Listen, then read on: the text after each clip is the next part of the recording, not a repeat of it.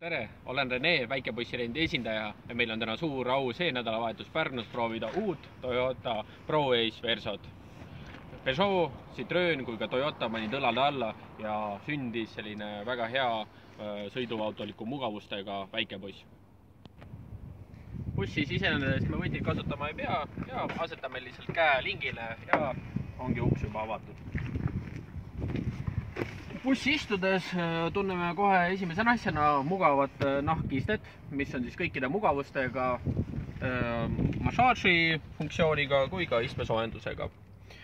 Ja roolis olles on meil tuttavlik Peugeot rool, kus on siis kõik näidikud toodud armatuurilt roolile ja eriti teeb sõidumugavuse nauditavaks. Bussi käivitades ilmuvad siis armatuurile erinevad näidikud kui ka siis display. Display on siis eriti mugav sõiduvahend pikamaa sõiduks, mis näitab siis ära hetke kiirusepüsi hoidja kui ka siis distantsi hoidva süsteemi kaugust.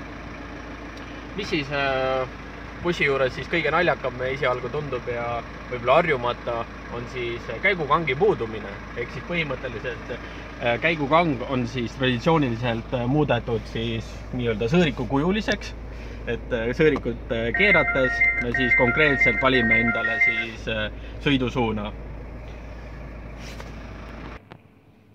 Minu jaoks on bussil 3 puudujääki. Esimene on kindlasti see, et puudub uksel või siis istmel vasak käetugi. Et pikamaad ikkagi sõites tegis selline tunne, et mul on kohe soov kuhugi see käsi lihtsalt panna puhkama, aga seda võimalust konkreetselt ikkagi ei olnud. Ja see nii-öelda tugi, mis siia jäi, see jäi ikkagi liiga kõrgeks ja oli ikkagi ebamugav. Ehk siis pidid põhimõtteliselt lükkama või asetama ennast siis ukse peale. Teiseks siis selliseks minu jaoks puuduseks on siis rooli tagant väljumine, ehk siis konkreetselt jääb see tugi, mis on siis kapoti avamiseks mõeldud, jääb siis ette. Et huvitav on lihtsalt see, et miks siis Toyota ei ole kasutanud endiselt traditsioonilist kapoti avamist armatuuri alt. Oleks ju palju mugavam ja ruumirohkus jääks. Kolmas siis selline puudus minu jaoks on siis konkreetselt rooli raskus. Võrreldes teiste väikebussidega on siis rool tunduvalt raskem koha peal just pöörates. Buss on kena armatuuri lahendusega ja panipaikade rohkus on piisavalt hea. Et kui vaadata siia armatuurile, üks panipaik, teine kindalaekas ja alumine kindalaekas ja ülemine siis koos jahutusega.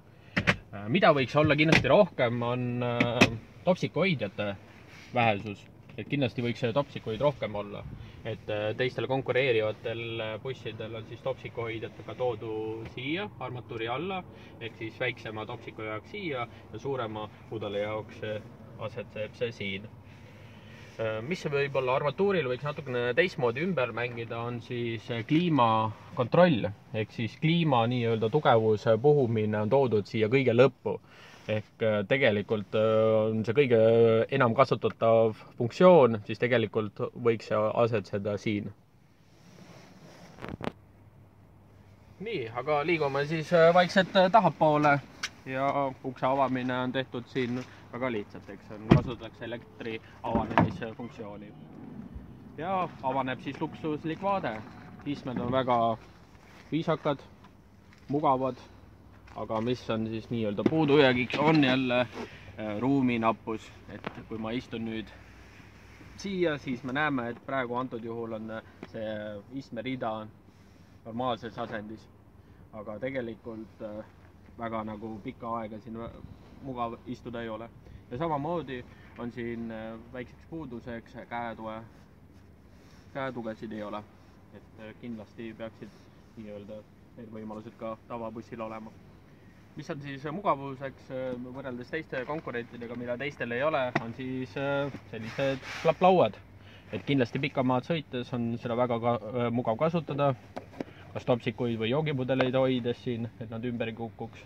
Ja vajadusel, kui oleme lõpetanud oma lõuna, siis klapime lihtsalt laua kokku ja on ta tavaline iste edasi. On siis panoramkatus.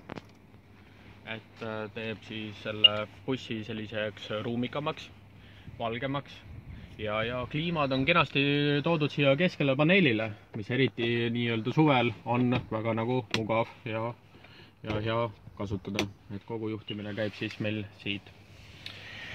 Kui tellida siis buss, siis kindlasti see buss peaks olema long versioonina, et siis me nii-öelda saame lisaruumi keskmiselt 20–40 sentimeetrit. Et antud juhul me näeme, et nagu oleks tagumine osa siis ära lõigatud bussil.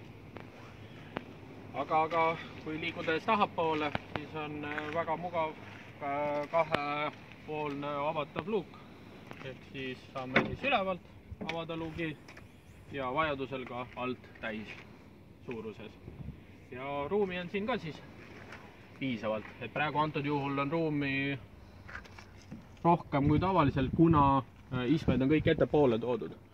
Et siin kindlasti peaks mõtlema sellele, et oleks buss long versioonina. Juhul, kui teil tekkis küsimusi, et te soovite järgmine kord seda bussi rentida, siis kindlasti kirjutage meile, kuidas see buss meeldis teile ja kas teie oleksite selle rentija. Ja koduleht on meil www.vaikabussirent.ee ja meiliaadress on info@väikebussirent.ee. Aga järgmiste kohtumisteni!